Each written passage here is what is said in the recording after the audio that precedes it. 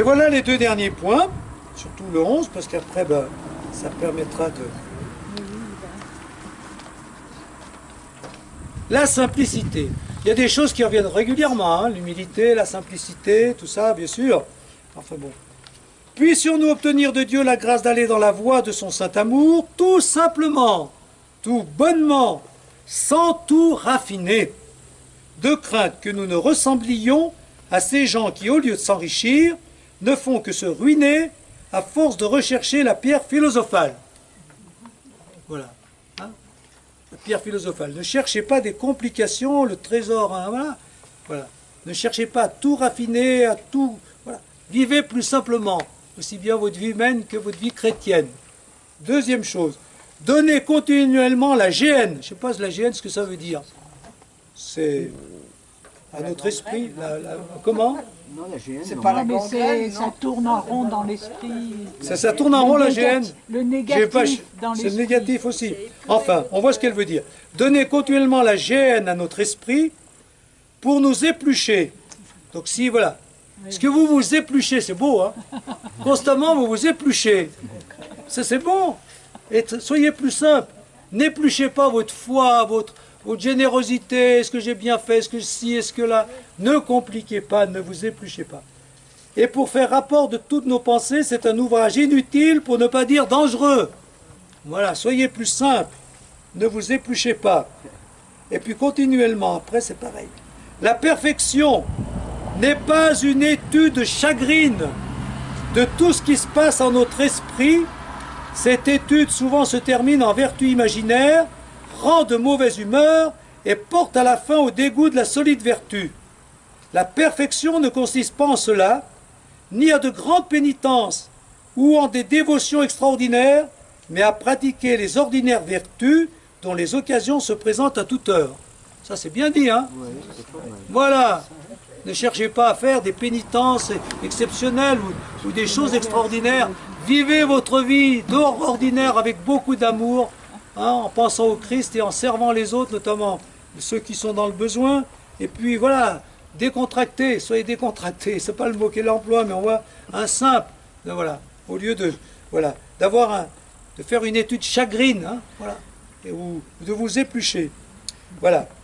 Nous nous trompons beaucoup si nous pensons acquérir la perfection par nos soins et par notre continuel regard ou exactitude à reconnaître tous les mouvements et dispositions de notre âme.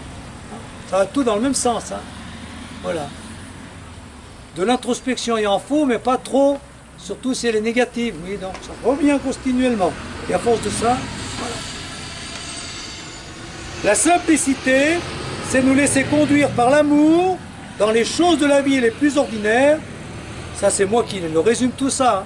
Hein. L'expression d'aujourd'hui, sans nous prendre la tête. Hein, et sans nous paralyser par de l'introspection compliquée et inutile.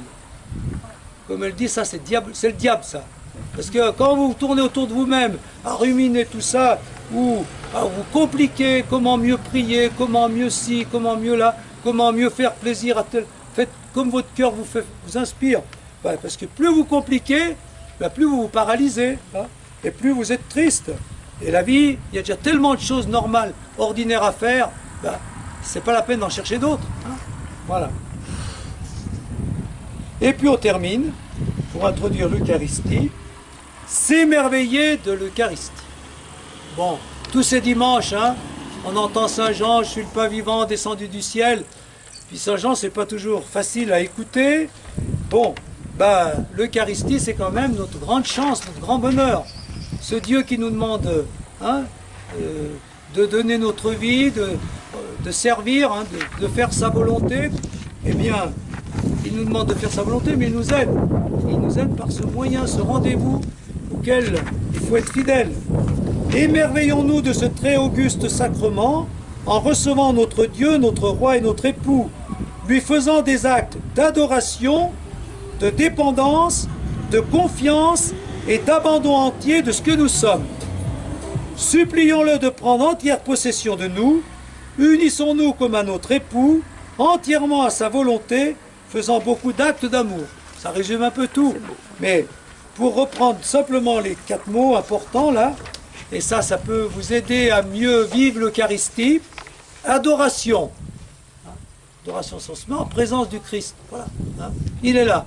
Et on est petit devant lui. Adoration. Hein. Voilà. Il se donne à nous. Voilà. Adoration. Dépendance. Voilà. Je m'en remets à toi. Que ta volonté soit faite. Hein. Entière indifférence. Peu importe ce que tu veux faire de moi, pourvu que je fasse ce que tu veux. Confiance et abandon. On l'a assez dit tout au long de cet après-midi. Je m'en remets à toi, je te fais confiance, je m'abandonne à toi. Et la communion, c'est ça. Le Christ, on s'abandonne à lui dans une communion d'amour pour qu'il nous guide et nous entraîne là où il veut nous entraîner. Et on n'est pas seul à se dire, mais qu'est-ce que c'est que la volonté de Dieu? Je veux faire la volonté de Dieu. Bon, ça, non, c'est pas nous, c'est lui. Il faut se laisser transformer par lui. Voilà, s'émerveiller de l'Eucharistie. Avant de faire la petite prière finale, est-ce qu'il y a des réactions sur ce programme de Louise de Marillac, sa vie et sa spiritualité? Qu'est-ce que vous en retirez? Un mot ou deux quand même. Est-ce que ça vous a plu? Est-ce que vous voyez? Très bien, très concret. Pas beaucoup la connaissent. Qui c'est, vous dites là-haut? Liberté. Une grande liberté, hein?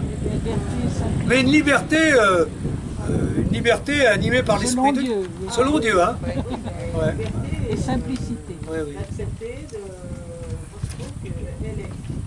C'est une femme, c'est extraordinaire qu'elle parle comme ça au temps où elle a vécu. Mais vous avez vu que sa vie était compliquée quand même, hein? Elle était habituée. Et vraiment, quand on dit « Oh nous, la vie est compliquée », mais quand est-ce que la vie n'a pas été compliquée? Moi, je trouve que les saints, ils passent souvent par une période de dépression. Et ça, c'est bien de retenir.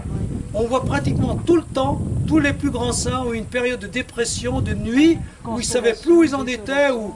Voilà. Ah, oui, oui. Ah, oui. Eh bien oui. Donc on voit bien. C'est là qu'on grandit dans la foi. Et oui, parce qu'à ce moment-là, tu es obligé de creuser en toi. Tu ne peux pas vivre sur l'acquis, tu ne peux pas vivre sur... Tu es obligé de puiser au fond. Oui, au fond, pour nous, c'est le Christ qui est là. Mais il est là d'une manière autre que ce qu'on connaissait de lui à un certain niveau, quoi. Est-ce qu'il y a encore deux ou trois autres réactions comme ça pour terminer, pour partager? Et comme toujours, à la messe, on redira une phrase ou un mot qu'on retient bien. Simple dans ma relation à Dieu, aux autres et à moi-même. Simplicité. Simplicité aussi, oui. Ça fait du bien, hein? Ah oui. Moi, j'aime beaucoup. Moi, je vous dis, c'est pour ça que je fais les mini-retraites. C'est bon pour partager avec vous, mais d'abord pour me nourrir moi, parce que quand on voit nos vies, des fois on se dit, oh là là, nous aujourd'hui, souvent on idéalise les saints. On a l'impression que ça a été un long fleuve tranquille. Ils ont cru en Dieu, ils lui ont fait confiance et tout est allé tout seul. Et c'est toujours avec des hauts et des bas et des moments de...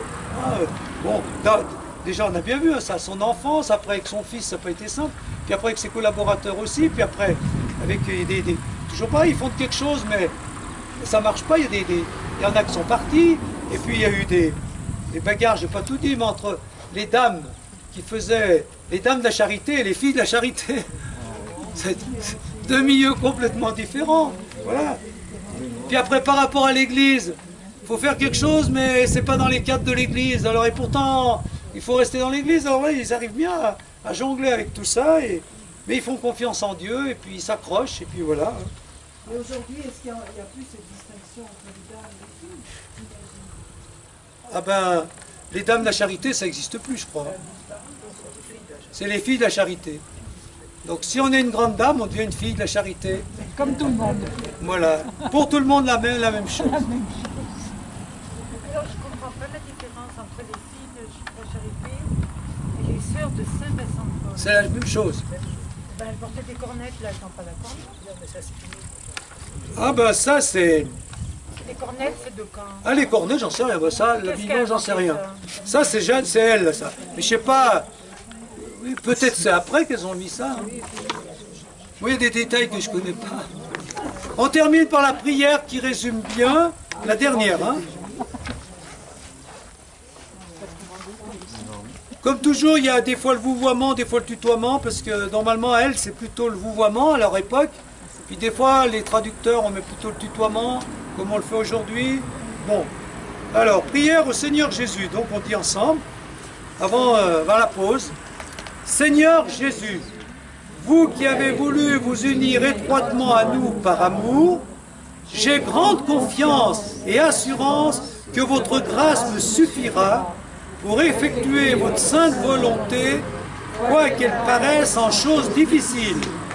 J'ai pleine confiance que partout où il vous plaira de m'appeler, pourvu que je me laisse conduire, votre dessein sera accompli pour la plus grande gloire de Dieu. Amen.